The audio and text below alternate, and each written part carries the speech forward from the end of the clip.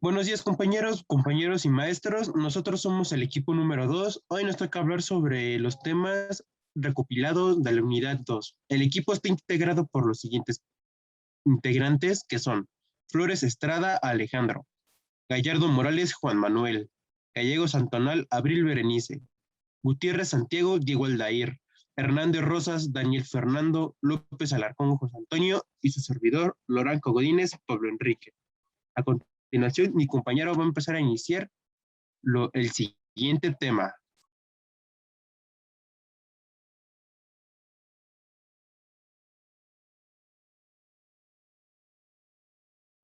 Bueno, primero vamos a dar inicio con el primer tema del contenido, el cual es el concepto de la comunicación escrita.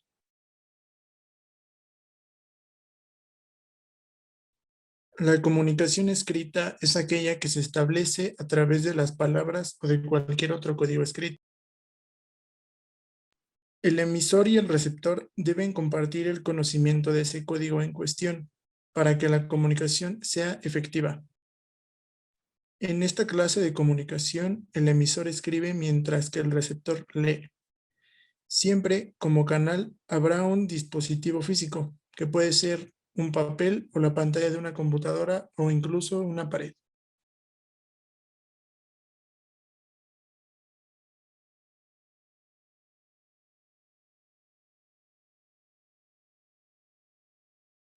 El segundo tema que vamos a explicar son qué son las reglas gramaticales. Para empezar, las reglas gramaticales son las líneas generales, conjunto de normas utilizados para cualquier idioma para marcar una pauta para este mensaje emitido, sea entendido por el receptor y el emisor. Esta comunicación se basa en el compromiso y por lo tanto, si existiera una serie de patrones que se marcan en una línea a seguir, sería imposible que se pudiera establecer una comunicación fluida y correcta. Entre estas dos partes, en algunos casos se utilizan palabras propias del latín, mientras que otras se usan criterios aleatorios que se conocen como artefactos.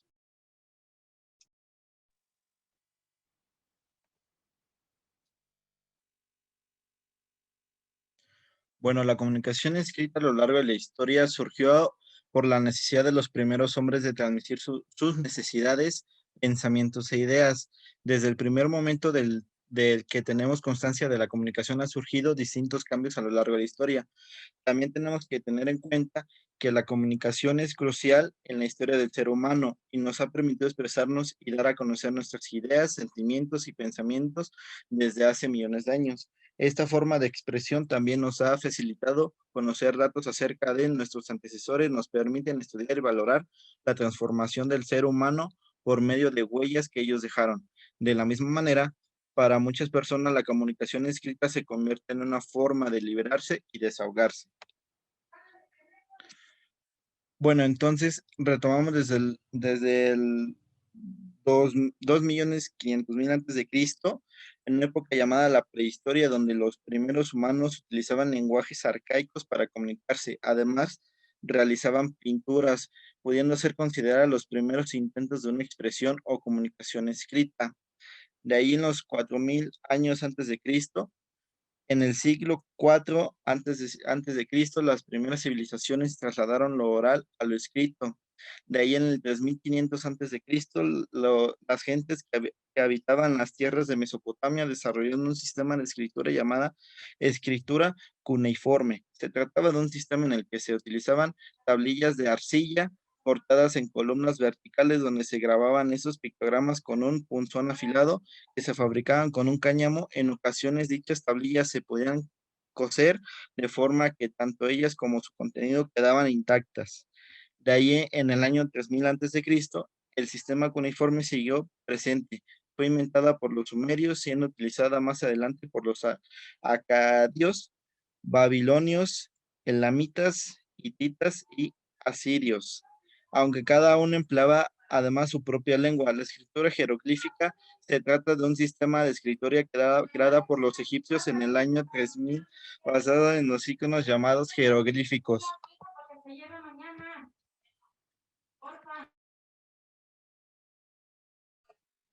Y en el año 3150 antes de Cristo, La escritura jeroglífica se trataba de un sistema de escritura creada por los egipcios basados en unos iconos llamados jeroglíficos. En el año 753 a.C. surge el origen de la cultura romana. Solo decir que el alfabeto que nos ha llegado a nosotros desciende directamente del alfabeto latino de los romanos que extendieron por todo el occidente.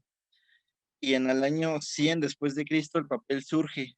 Se considera a Atzinlún en China como el primer fabricante de papel.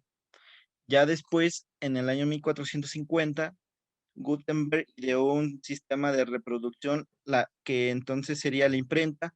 La imprenta se desarrolló rápidamente y se extendió por toda Europa. Movimientos culturales históricos como la Reforma, la Contrarreforma y el Renacimiento fueron posibles gracias a ella.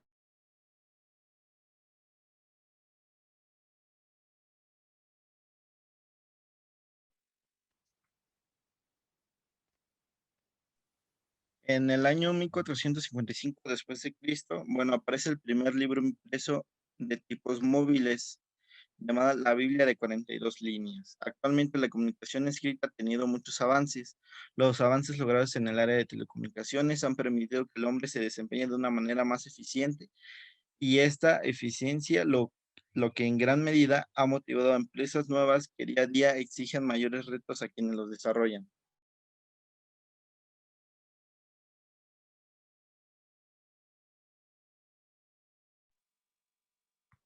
Bueno, la historia de la imprenta comienza entre 1436 y 1450. Se sabe con seguridad que Gutenberg, el inventor de la imprenta, construyó un aparato que permitía fundir las letras metálicas satisfactoriamente, y sería en 1455 cuando inauguraría la industria editorial con la Biblia de Gutenberg. La primera obra impresa en España se escribió en Valencia y data de 1470. La obra se titula Obras y Troves de labor de la Virgen María. A principios del siglo XX apareció la fotocomponedora. Esta técnica supuso una revolución porque permitía el resultado de una imagen con los mismos colores que el original, mediante métodos fotográficos, a partir de 4 películas que representan la cuatricromia: negro, magenta, amarillo y cian. De los textos fotografiados se realizaba la impresión. Gracias a la revolución industrial y a los adelantos técnicos nacieron las imprentas nacionales, la máquina de reacción en la que el papel impreso por una cara retrocedía y era impreso por la otra, que surgió en 1854. En los signos de exclamación es un signo de puntuación compuesto de 2 elementos: un signo de apertura, principio de exclamación, con el punto suprascrito, y un signo de cierre, fin de la exclamación, con su punto. Los signos de admiración o de exclamación se usan para indicar sorpresa, asombro, alegría, súplica, mandato, deseo, etc. Se escribe el signo de exclamación para indicar el principio y final de una exclamación. Este signo tiene la función de representar en la escritura la entonación exclamativa del enunciado.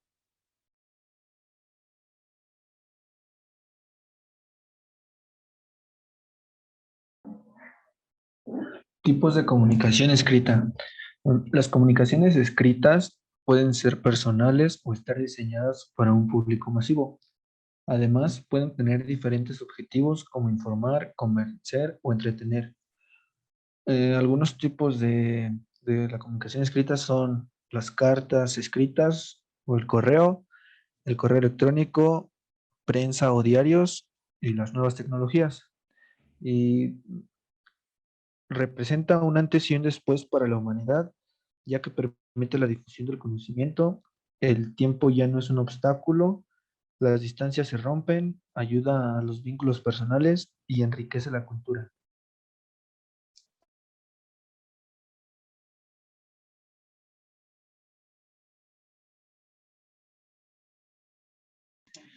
Y así sucesivamente explicamos lo que es un ensayo.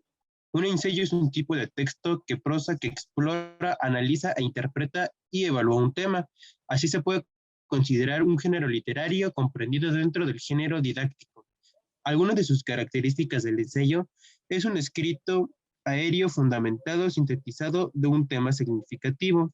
Tiene como finalidad argumentar una opinión sobre el tema explorado. Posee un carácter preliminar introductorio de carácter propedéutico y presentar argumentos y opiniones sustentadas.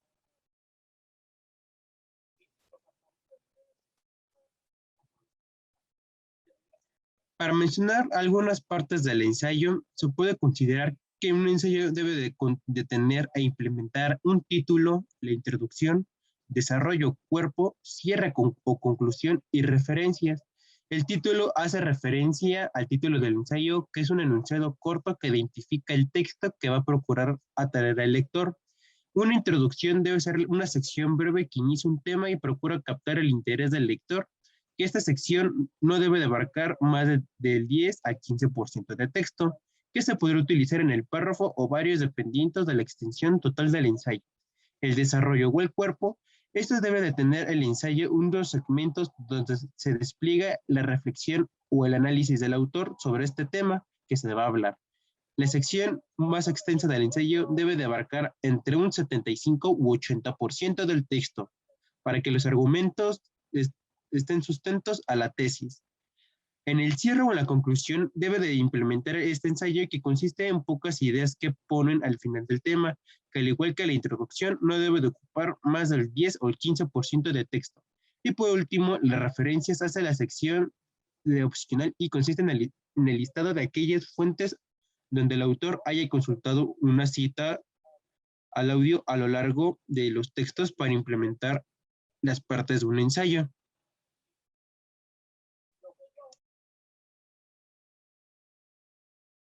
¿Cómo se realiza un ensayo?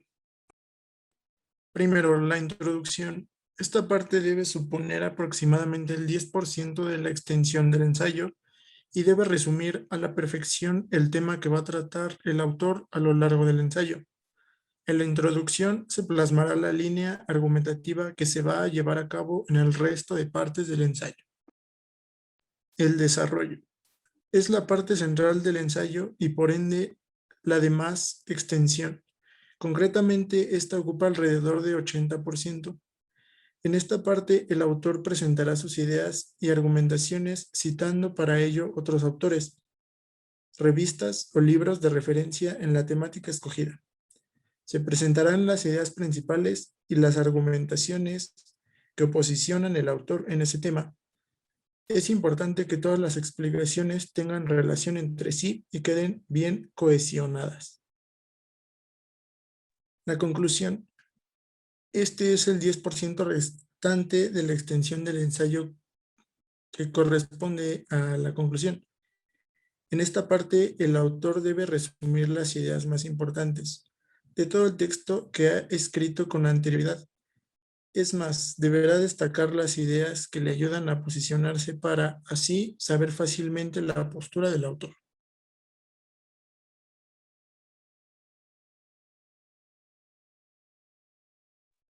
Pasos para hacer un ensayo.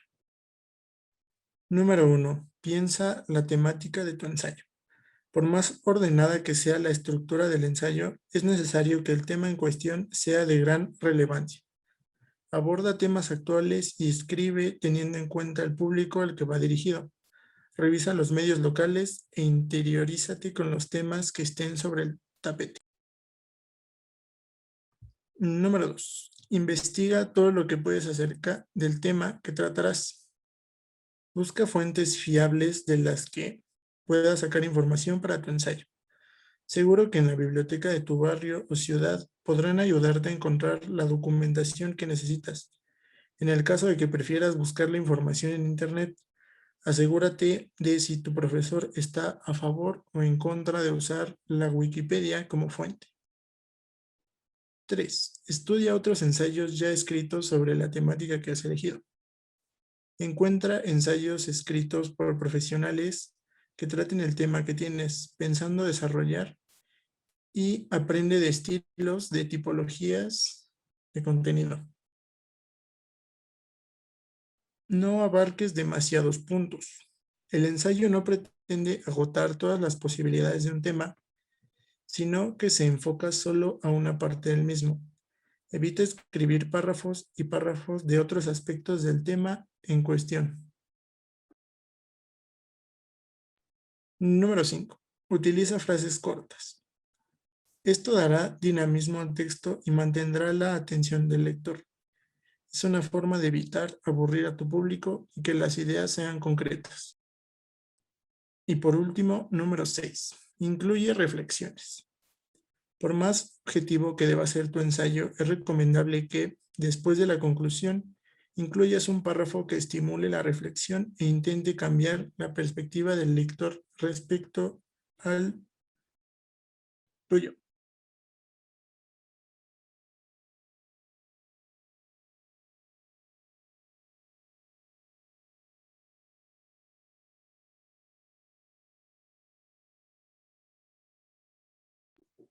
El siguiente tema es la coma, punto y aparte y punto y seguido.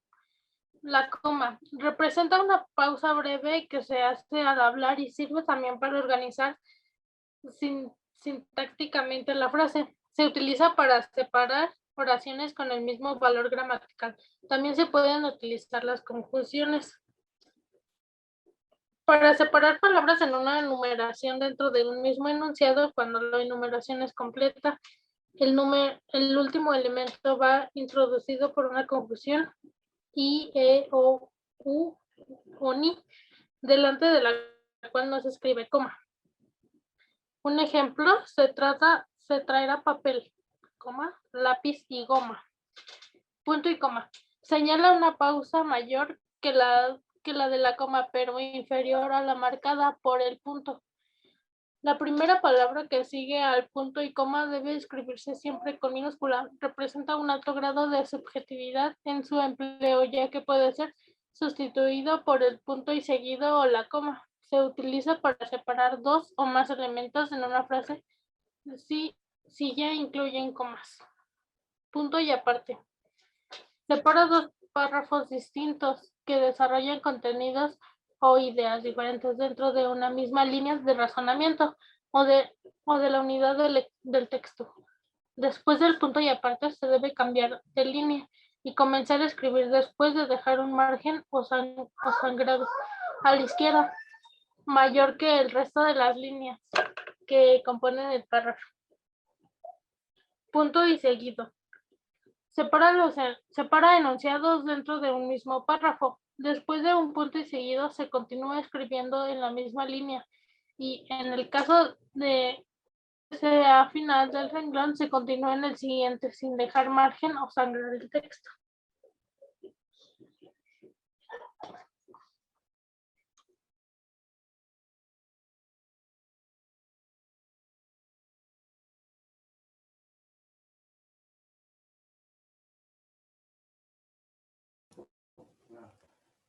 Características de la comunicación escrita.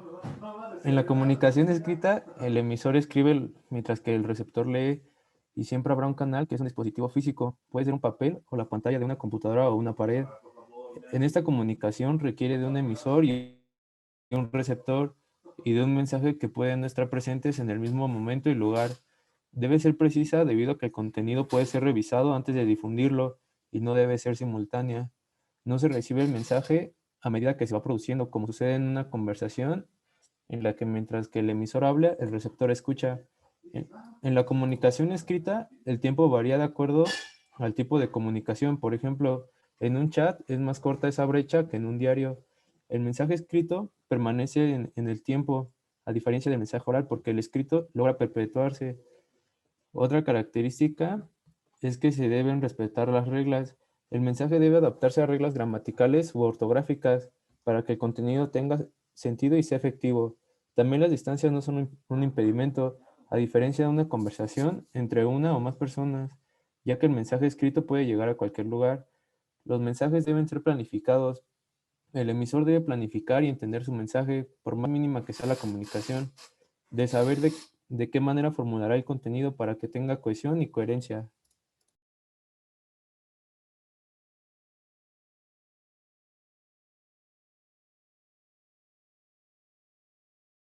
Y esto ya sería todo de nuestra parte.